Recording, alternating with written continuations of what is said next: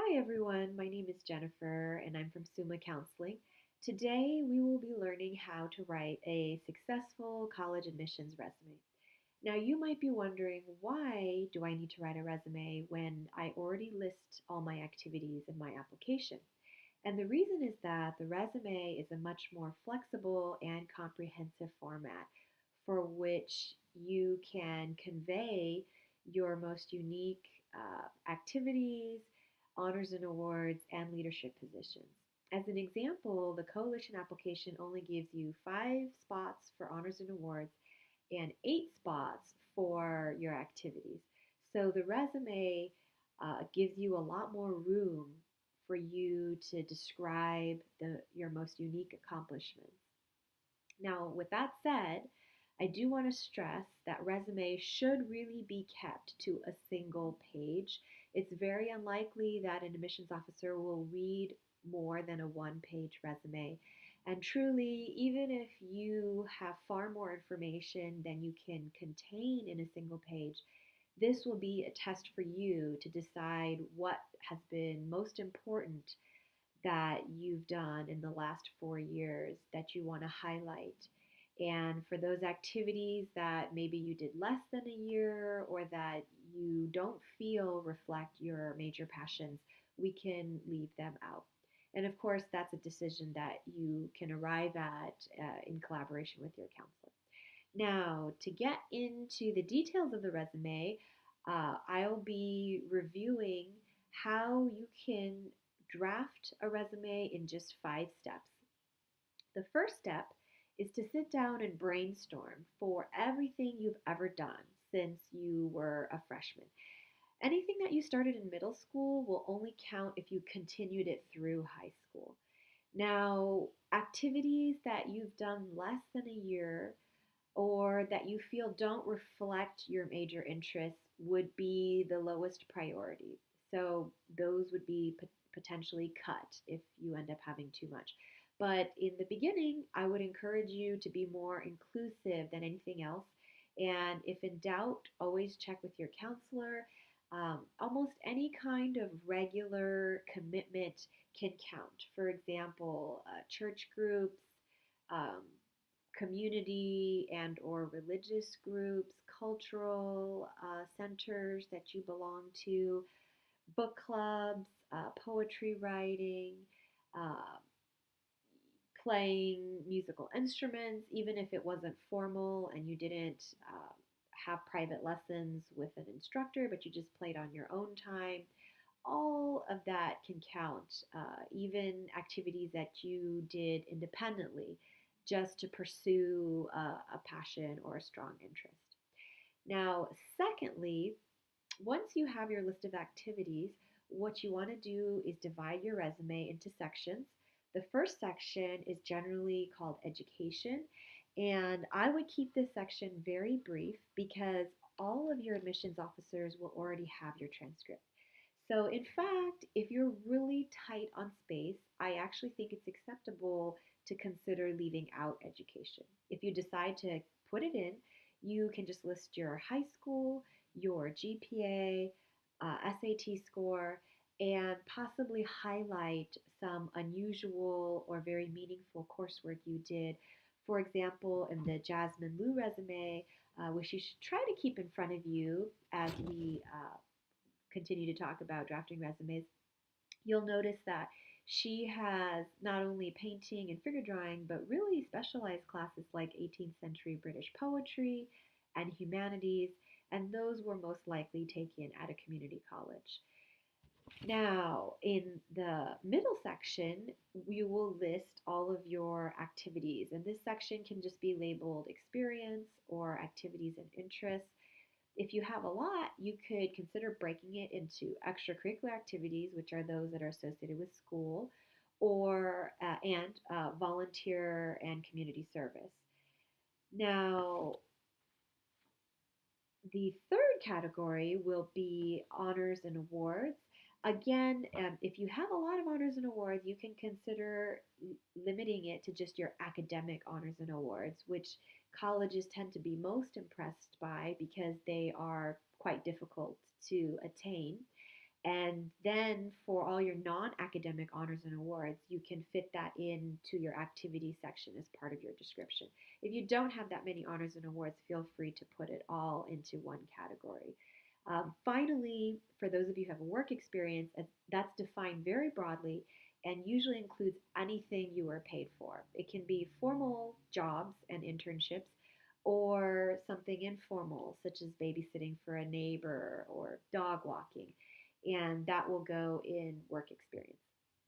Now, the once you've divided your sections, the third step is to organize all your activities within your experience section. I highly encourage you to avoid a chronological order, but rather decide which activities are most meaningful to you and put those first.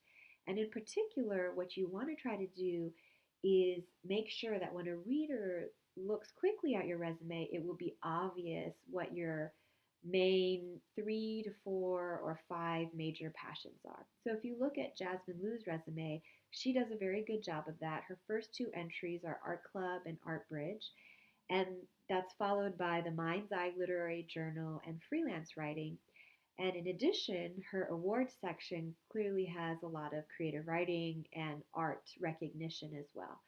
So it's very easy for a reader to see that this is a student who's very creative and who has a strong passion for art as well as creative writing.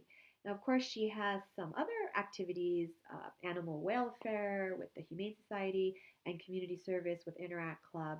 So, not necessarily every activity will fall into the bucket of a major passion, but it is important to list your major passions first and try to group them together so that an admissions officer right away has a certain impression of you as a student.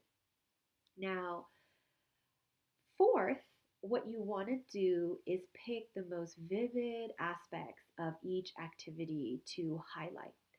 Say, for example, you had some volunteer jobs that involved more mundane tasks, boring tasks, such as updating computer records or shelving books. Those are details you may decide to leave out and instead focus on the details that show your creativity, your leadership, your innovation.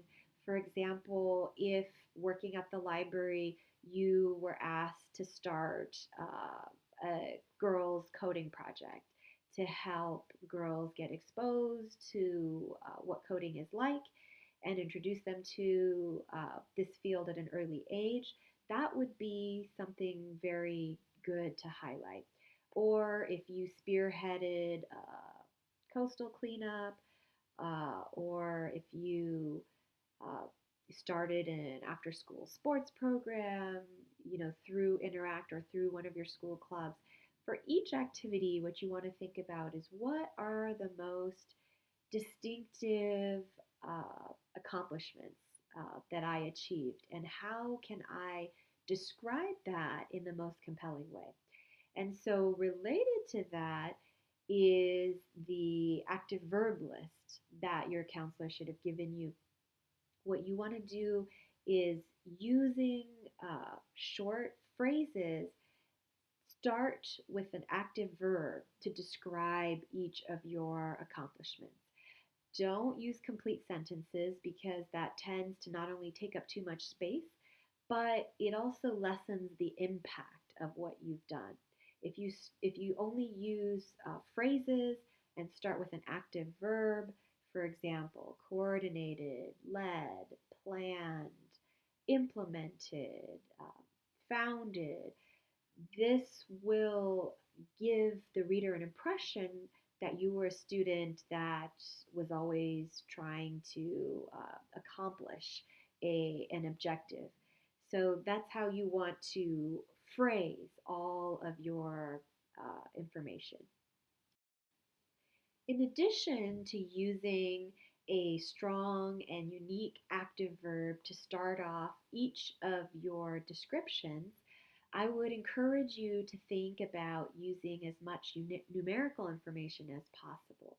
So, for example, instead of coached middle school students for the Science Bowl. You could say coached over 45 students for the Science Bowl. And certainly, if that Science Bowl team achieved a certain distinction, let's say the team you coached placed fifth or 10th or received an honorable mention in their competition, then I would certainly include that because it suggests that you were a very effective teacher.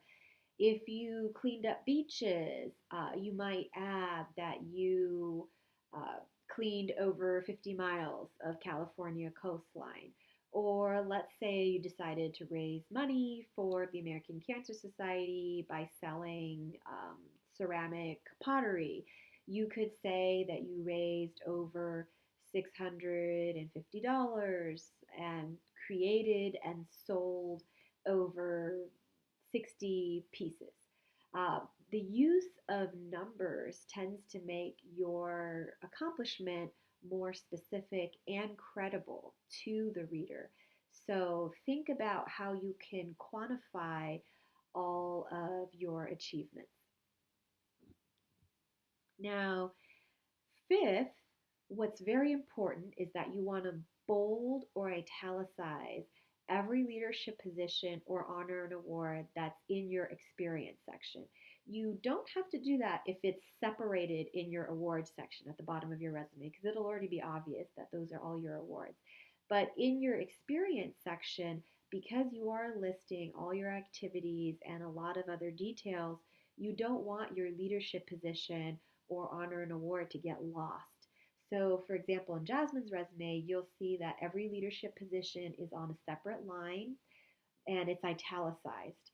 And it makes it very obvious that she achieved a leadership position in almost every activity that she did. Now, this won't be the case for everybody, but for those students who do have leadership, it's important that you use a format that makes it stand out. Now, that's pretty much the nuts and bolts of drafting a college resume. And the final few tips that I would give you are to make sure you do not repeat any words or information. So, for example, if there was any particular project that might have overlapped two different activities, just choose which activity you want to list it under. You don't have enough space to waste on repeating any information.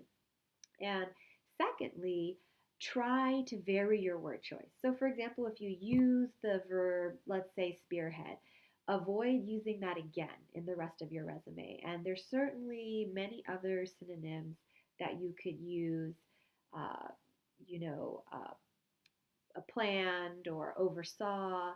And if you need ideas, you can always consult the active verb list for suggestions.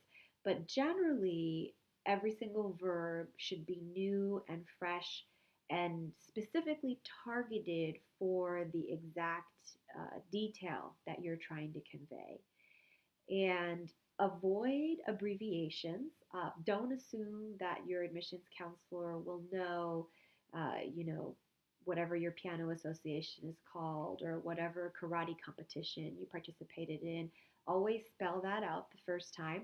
Subsequently, if you have to keep listing it, it would be acceptable to use an abbreviation. And finally, avoid using TH after grade levels, 9th, 10th, 11th, 12th. That again tends to introduce a lot of unnecessary information, and even that short amount of wasted space can detract from a resume's impact. So, as opposed to using calendar years, I always encourage students just to use grade levels and in parentheses 9 through 10, 11 through 12, will be a very clear, simple, and easy way for an admissions officer to understand the chronology of your activities. If you use calendar years, that changes 1 year after the next. So the admissions officer may have to think a little bit more about it to try to figure out whether you did this particular activity as a freshman or sophomore. And that's pretty much the end of the college admissions resume writing video. And if you have any questions, please feel free to reach out to me. And otherwise, good luck with your first draft.